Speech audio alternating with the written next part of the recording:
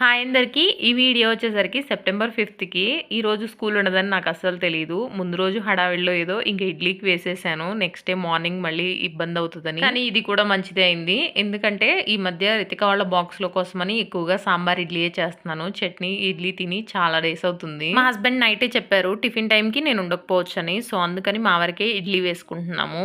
Shifting వీడియోస్‌లో నేను చెప్పాను కదా! మేము పార్సిల్‌లో వేసాము సామాన్లన్నీ అని. ఈ ఇడ్లీ పాత్ర అలాగే ఒక 2 ప్లేట్స్ ఉన్నాయి. నార్మల్ ప్లేట్స్ అస్సలు షేప్‌లే లేకుండా వచ్చినాయన్నమాట. ఇదే ఛాన్స్ అని మా హస్బెండ్ స్టీల్ ఇడ్లీ కుక్కర్ ఒకటి ఆర్డర్ చేశారు. బట్ మా అక్క మాత్రం ఇడ్లీకి స్టీల్‌ది అస్సలు తీసుకోవద్దు. ఎక్స్‌పీరియన్స్‌తో చెప్తున్నా అనింది. ఇంకంతే క్యాన్సిల్ చేసేసాను నేనైతే. ఇప్పటికైతే దాన్నే సెట్ చేయించుకొని వాడుకుంటున్నాము. చూద్దాం ఈసారి ఇంటికెళ్ళినప్పుడు కొత్తది తీసుకోవాలా వద్దా అనేది. ముందు రోజు ఓనం సెలబ్రేషన్స్ జరిగినాయి. అక్కడ బెలూన్స్ అది డెకరేషన్ ఉంది. అందరూ తీసుకుంటున్నారు. బట్ రితిక వాళ్ళు అప్పుడు అడగలేదు. తర్వాత ఇంటికొచ్చాక అడిగినట్టున్నారు మా హస్బెండ్‌ని. తను ఈరోజు తీసుకొచ్చారు. నైట్ పాలకూర పప్పు చేశాను. ఇంకా లంచ్‌లోకి అదే ఉండింది.